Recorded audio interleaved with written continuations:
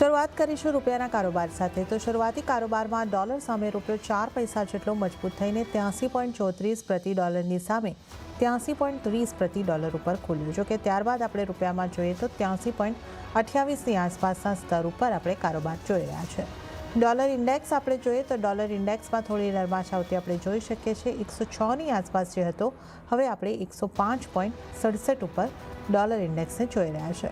વધુ ચર્ચા કરીશું। ટ્રેડ બુલ સિક્યોરિટીઝના ભાવિક પટેલ આપણી સાથે જોડાયા છે। ભાવિકજી, ગુડ મોર્નિંગ અને સ્વાગત છે આપનું CNBC બજાર પર। તો ભાવિકજી, ડોલર ઇન્ડેક્સમાં થોડી અહીંયા આગળથી નરમાશ આવતી આપણને દેખાય છે અને રૂપિયો પણ 4 પૈસા જેટલો મજબૂતી તરફ ખુલ્યો છે। કઈ રીતે આપ જોઈ રહ્યા છો? કયા પરિબળોની અસર કરન્સી પર રહેશે અને યુએસડી આયન માટે આગળ આપનો વ્યૂ કઈ રીતનો બની રહ્યો છે? ગુડ મોર્નિંગ જર્નાજી। ગઈકાલે આપણે યુએસના જે આંકડા જોયા હતા, મેન્યુફેક્ચરિંગ પીએમઆઈ અને સર્વિસ પીએમઆઈ ઓલ્ધો એક્સપાન્શન તરફ દેખાઈ રહ્યા છે, પણ ધાર્યા કરતા અને લાસ્ટ ટાઈમ કરતા ઓછા હતા। અને જે રીતે આપણે જોયું કે ડોલર ઇન્ડેક્સમાં વેચવાલી જોવા મળી છે અને એનું સીધે સીધું કારણ દેખાઈ રહ્યું છે કે આજે રૂપિયો છે એ થોડોક મજબૂત ખુલ્યો છે। આગળ જતા આઈ થિંક જે શુક્રવારના પીસીઈ જે મોંઘવારીના દર જે છે, જે યુઝ્યુઅલી ફેડ જોતું હોય છે, એ ખાસ કરીને બહુ ઇમ્પોર્ટન્ટ છે અને એ જો વધીને આવે છે તો મને લાગે છે ફરીથી ડોલર ઇન્ડેક્સમાં તેજી જોવા મળી શકે છે। આજના દિવસમાં ગઈકાલનો જે વીકનેસ જોવા મળી છે ડોલર ઇન્ડેક્સમાં, આઈ થિંક એ કન્ટિન્યુ રહી શકે છે। એટલે આજે રૂપિયો થોડોક વધારે મજબૂત થઈ શકે છે। તો અરાઉન્ડ 83.34ની આસપાસ હું શોર્ટ કરવાની રેકમેન્ડેશન આપીશ। નીચેનો ટાર્ગેટ પણ નાનો જ રહેશે 83.22નો અને સ્ટોપ લોસ પણ નાનો રહેશે 83.40નો। આજે કોઈ મેજર મુવમેન્ટ રૂપિયામાં દેખાઈ નથી રહી, બટ ગઈકાલના જે ડોલર ઇન્ડેક્સમાં વીકનેસ આવી છે એનો આજનો એટલીસ્ટ રૂપિયો થોડોક સ્ટ્રોંગ હજી બની શકે એવું દેખાઈ રહ્યું છે। ઓકે, તો રૂપિયામાં શોર્ટ સાઇડ રહેવાની યુએસડી આયનમાં સલામતી દેખાઈ રહી છે। 83.22નો ટાર્ગેટ માટે તમે સેલ કરીને ચાલો અને 83.40ના સ્ટોપ લોસ રાખો, તો આ સલાહ યુએસડી આયન માટે બની રહી છે।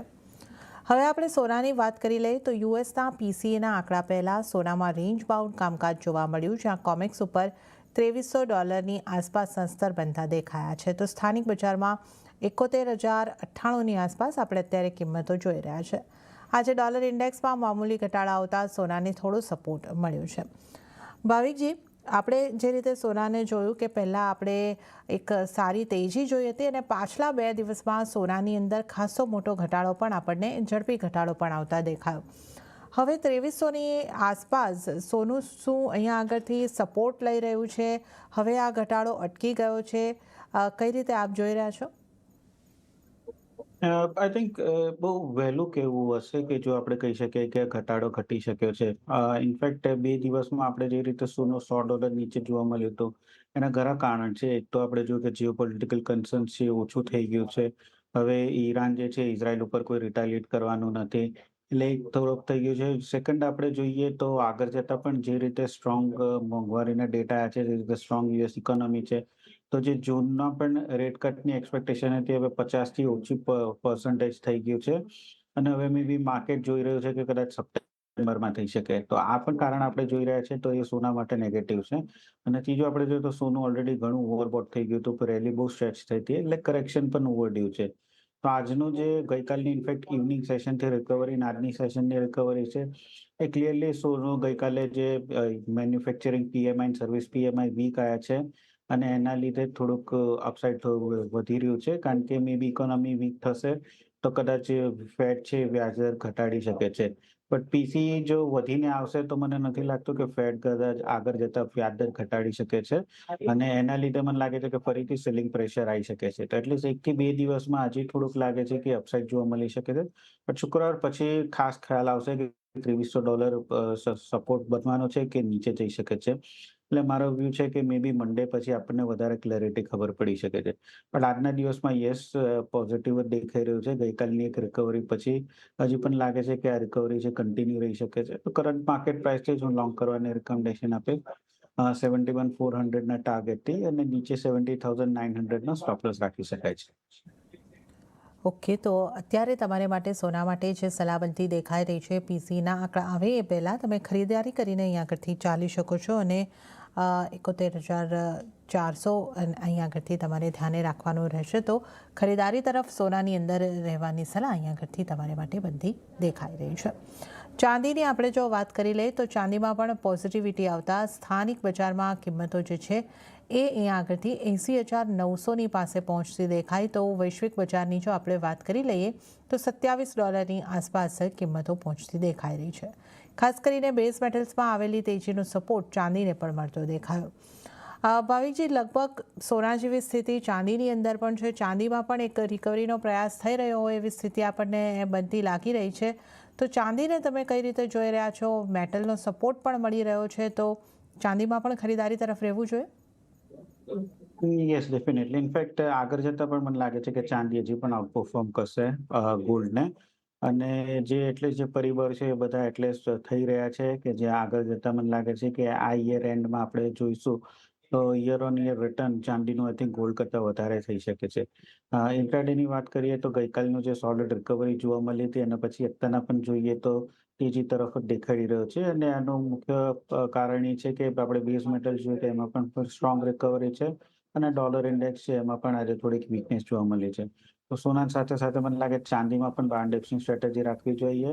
જે સોનામાં કરંટ માર્કેટ પ્રાઇસથી મારા બાયનું રિકમેન્ડેશન હતું, આઈ થિંક ચાંદીમાં થોડુંક ડિપ આવે તો હું બાયની રિકમેન્ડેશન આપીશ.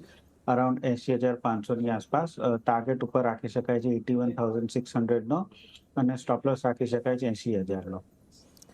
ઓકે, તો ચાંદીમાં પણ ખરીદારી કરવાની સલાહ, પરંતુ થોડા ઘટાડે ખરીદી કરો, એટલે કે બાય ઓન ડિપ્સની સ્ટ્રેટેજી ચાંદી માટે તમે અહીં આગળથી અપનાવી શકો છો. તો 80,500ની આસપાસ તમે ચાંદીમાં ખરીદારી કરો. 81,600નો ટાર્ગેટ તમારે રાખવાનો રહેશે અને 80,000નો સ્ટોપ લોસ રાખો. તો આ સલાહ ચાંદી માટે બનતી દેખાઈ રહી છે. તો સોનામાં અત્યારના લેવલથી પણ ખરીદારી કરી શકો છો અને ચાંદીમાં ઘટાડે ખરીદીની સલાહ બનતી દેખાઈ રહી છે. અને પીસીએના આંકડા ઉપર ખાસ આપણે નજર રાખવાની રહેશે.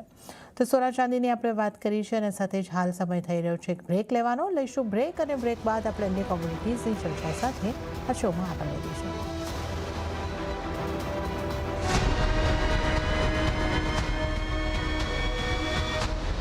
વિરામ બાદ કોમોડિટી લાઈવમાં આપનું ફરી એક વખત સ્વાગત છે અને આપણી સાથે ચર્ચામાં ભાવિક પટેલ જોડાયેલા છે. હવે આપણે મેટલ્સના કારોબારની ચર્ચા કરી લઈશું. તો ડોલર ઇન્ડેક્સમાં વેચવાલી આવતા બેઝ મેટલ્સને સપોર્ટ મળ્યો. જ્યાં સ્થાનિક બજારમાં શરૂઆતી કારોબારમાં મોટાભાગની મેટલ્સમાં મજબૂતી રહી, એમસીએક્સ ઉપર ઝિંકમાં સૌથી વધારે તેજી નોંધાઈ. વાસ્તવમાં એઆઈ, ઈવી અને ઇન્ફ્રા સેક્ટર તરફથી કોપરની માંગ મજબૂત થવા સામે ઓછા ઉત્પાદનને કારણે એપ્રિલ મહિનામાં કોપરની કિંમતોમાં 12%ની તેજી જોવા મળી ચૂકી છે. તો એક મહિનામાં ઝિંકમાં પણ આશરે 14%ની મજબૂતી આવતી દેખાય છે. તો જે રીતે આપણે કિંમતો સ્ક્રીન ઉપર જોઈ શકીએ છીએ, કોપર 845 ઉપર લગભગ 1% મજબૂતી, ઝિંકની જો વાત કરીએ 1.25%ની મજબૂતી 250ની આસપાસ અને 243 ઉપર એલ્યુમિનિયમ 0.5% કરતાં વધારેની મજબૂતી. લેડમાં પણ સારી મજબૂતી છે, 194ની આસપાસ, લગભગ 2%ની આસપાસની મજબૂતી. ભાવિકજી, તમામ મેટલ્સમાં એમસીએક્સ ઉપર આપણે સારી મજબૂતી જોઈ રહ્યા છે અને આ પાછલા એક મહિનાની જો આપણે વાત કરીએ તો ત્યાં પણ આપણે લગભગ તમામ મેટલ્સમાં, ખાસ કરીને કોપર, ઝિંક અને એલ્યુમિનિયમમાં ડબલ ડિજિટની અંદર જે મજબૂતી છે આવતી જોઈ છે. આપ કઈ રીતે જોઈ રહ્યા છો? એક થોડા પ્રોફિટ બુકિંગ બાદ ફરી પાછી જે રિકવરી આવી છે, આગળ આ તેજીનો ટ્રેન્ડ કન્ટિન્યુ થઈ શકે મેટલ્સ માટે? યસ, કન્ટિન્યુ થઈ શકે. ઇનફેક્ટ જે 2-3 દિવસ જે આપણે કરેક્શન જોવા મળ્યું હતું, એક હતું કે ડોલર ઇન્ડેક્સ હતું, એમાં થોડીક તેજી જોવા મળી હતી. અને સેકન્ડલી પણ હતું કે ગોલ્ડ સિલ્વરમાં જે કરેક્શન આવ્યું હતું એના લીધે ઓવરઓલ બધા બેઝ મેટલ્સમાં પણ થોડુંક કરેક્શન આવ્યું હતું અને પ્રોફિટ બુકિંગ જ હતું. બટ આગળ જતાં પણ આપણે જોઈએ તો ફંડામેન્ટલ હજી પણ સેમ ટુ સેમ છે કે જ્યાં 2 મહિના પહેલા ઝિંકની ઘણી બધી યુરોપમાં અને ચાઇનામાં સ્મેલ્ટર્સ છે, એ લોકોએ પ્રોડક્શન કટ કર્યું હતું. કોપરમાં પણ આપણે જોયું હતું પ્રોડક્શન કટ કર્યું હતું. એટલે એ બધું જે બેનિફિટ અત્યારે મળી રહ્યું છે કે જ્યાં સપ્લાય આપણે જોઈએ તો હજી ઓછી છે અને આગળ જતાં આઈ થિંક ડિમાન્ડ જે છે એ પિકઅપ થઈ શકે છે. ઓલ્ધો જે મેન્યુફેક્ચરિંગ પીએમઆઈ આવ્યા છે ગઈકાલ યુરોપના અને યુએસના, એ ધાર્યા કરતાં ઓછા આવ્યા છે, બટ હજી પણ 50 ઉપર છે, જે દર્શાઈ રહ્યું છે કે એટલીસ્ટ એક્સપાન્શન થઈ રહ્યું છે. તો એના લીધે પણ એટલીસ્ટ આગળ જતાં જે ડિમાન્ડ છે એ સ્ટ્રોંગ જ દેખાઈ રહ્યો છે અને જે સપ્લાય કટ થયું છે એનું આગળ જતાં પણ મને લાગે છે કે આ પ્રાઇસીસ જે છે ઉપર વધારે જઈ શકે છે. ઓવરઓલ આઈ થિંક કોપર અને ઝિંક બેમાં મને હજી પણ લાગે છે કે તેજી છે યથાવત રહેશે. આજના દિવસમાં પણ કોપર અરાઉન્ડ મે કોન્ટ્રાક્ટ છે 845 ની આસપાસ આવે છે તો બાયની રિકમેન્ડેશન આપીશ 850 ના ટાર્ગેટથી અને નીચે સ્ટોપ લોસ રાખી શકાય 842 નો. સેમ વે ઝિંકમાં પણ મે કોન્ટ્રાક્ટની વાત કરીએ તો આઈ થિંક 249 એ બાય કરી શકાય છે 251.50 ના ટાર્ગેટથી અને નીચે સ્ટોપ લોસ રાખી શકાય 248 નો.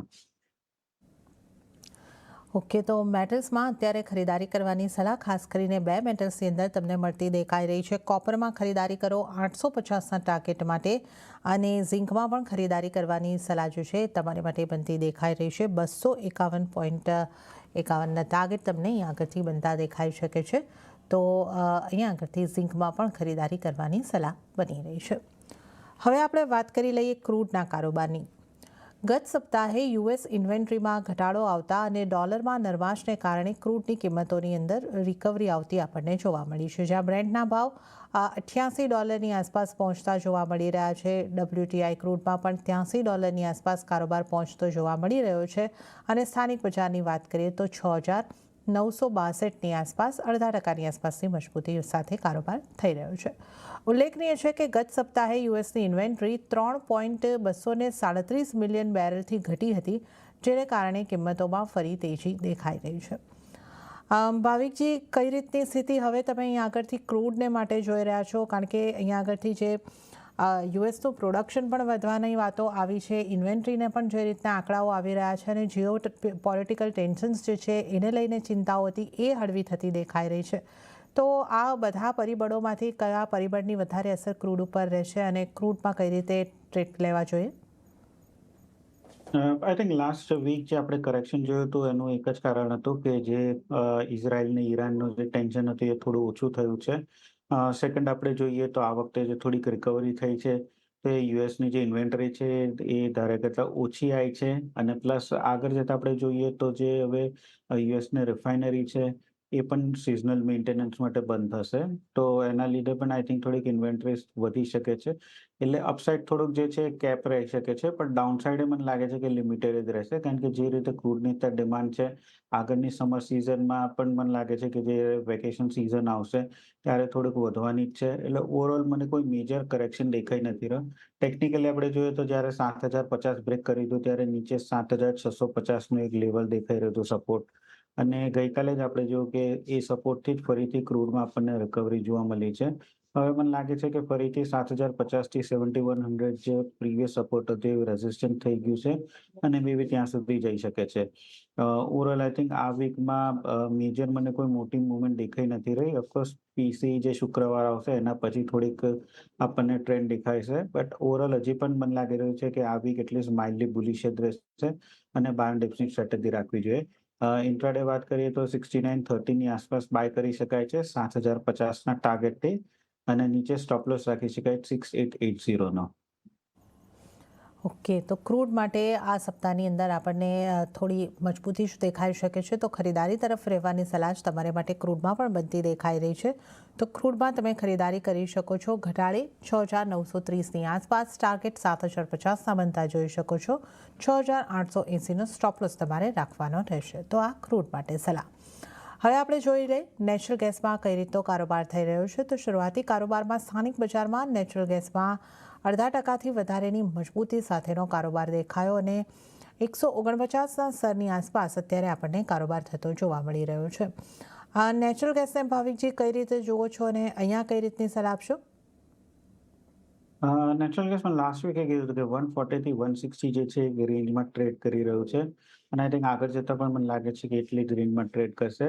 હાલ અત્યારના આપણે વેધર ફોરકાસ્ટ જોઈએ તો થોડીક હોટ સિઝન દેખાઈ રહી છે એટલે એના લીધે કુલિંગ ડિમાન્ડના લીધે નેચરલ ગેસમાં થોડીક ડિમાન્ડ વધી શકે છે બટ સપ્લાય આપણે જોઈએ તો હજી પણ યુએસ સાઇડ સપ્લાય જે છે એ વધારે છે. યુરોપમાં પણ આ વખતે સિઝન જે છે એ વધારે જ રહેવાની છે એટલે કોઈ મેજર મને બ્રેકથ્રુ દેખાઈ નથી રહ્યો.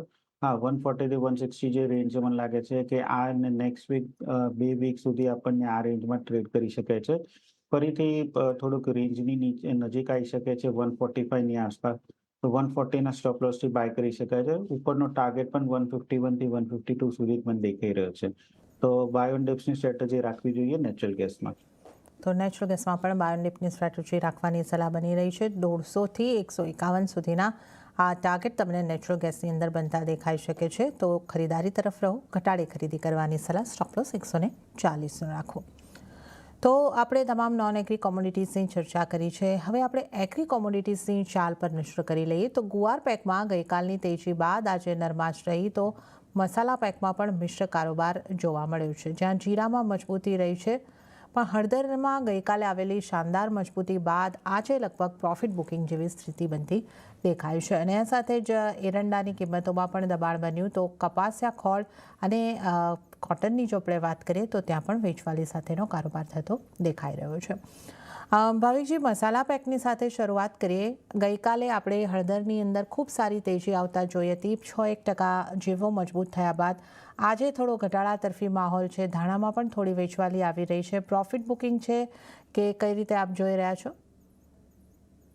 I think clearly profit booking છે, કારણ કે ટ્રેન્ડ હજી પણ પોઝિટિવ છે, ફંડામેન્ટલ્સ જોઈએ તો હજી પણ પોઝિટિવ છે. ઇનફેક્ટ હળદર આપણે જોઈએ તો નિઝામમાં જે અત્યારના સોઈંગ જે છે એ હજી પણ આંકડા જે છે એ ઓછા જ છે લાસ્ટ યરની કમ્પેરિઝનમાં આપણે જોઈએ. અને પ્લસ આ વખતેની જે સિઝનની પાઇપલાઇન છે, એરાઇવલ્સનો જે પ્રેશર હતો એ ફિનિશ થઈ ગયો છે. એફએમસીજીની જે ડિમાન્ડ જે છે હળદરની એ જનરલી 31st જે ફાઇનાન્શિયલ યર થાય છે એપ્રિલ, એના પછી સ્ટાર્ટ થાય છે, તે પણ સ્ટાર્ટ થઈ ગઈ છે. એટલે આ બધા ફેક્ટર્સના લીધે આપણે જોયું કે એપ્રિલના મંથમાં જે 16,000ની આસપાસ હતું એ 19,000 સુધી હળદર આવી ગયું છે.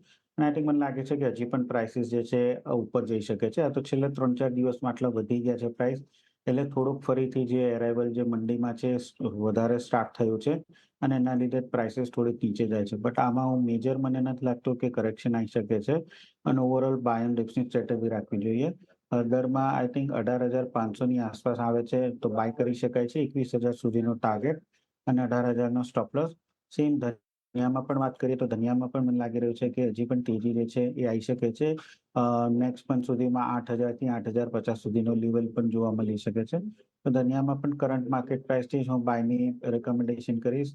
8,000નો ટાર્ગેટ રાખી શકાય છે, જે 2 થી 3 અઠવાડિયાનો રહેશે અને સ્ટોપ લોસ જે છે એ 7,400નો રહેશે. ઓકે, તો હળદરમાં ખરીદારી કરવાની સલાહ અહીંયા આગળથી બનતી દેખાઈ રહી છે અને 21,000ના ટાર્ગેટ માટે ખરીદારી કરીને ચાલો. 18,000નો સ્ટોપ લોસ રાખવાનો રહેશે અને ધાણા માટે પણ ખરીદારી કરવાની સલાહ બનતી દેખાઈ રહી છે. 8,830 સુધીના ટાર્ગેટ 2 થી 3 અઠવાડિયાની અંદર આપણે બનતા જોઈ શકીએ છીએ. તો મસાલા પેકમાંથી આ સલાહ ખાસ બની રહી છે. ગુવાર પેકને અહીંયા આગળથી કઈ રીતે જોઈ રહ્યા છો? મે કોન્ટ્રાક્ટ પર આજે આપણે જોઈએ તો 5 થી અડધા ટકાની મજબૂતી સાથે કારોબાર થઈ રહ્યો છે. આઈ થિંક 5200 થી 5600 સુધીની એક આપણે વન વે રેલી જોવા મળી હતી અને એના પછી હવે અત્યારના જોઈએ તો પ્રાઇસીસ કોન્સોલિડેટ થઈ રહ્યો છે. આઈ થિંક 5400ની નીચે જ્યાં સુધી નથી જતું ત્યાં સુધી હજી પણ મને લાગે છે કે આ તેજી રહી શકે છે. ઓલ્ધો પહેલા પણ આપણે જોયું હતું કે 55, 85 થી 5600નું જે છે એક મેજર હર્ડલ છે અને ત્યાંથી જ પ્રાઇસીસ આપણે જોઈએ છે તો ત્યાંથી કરેક્ટ થાય છે.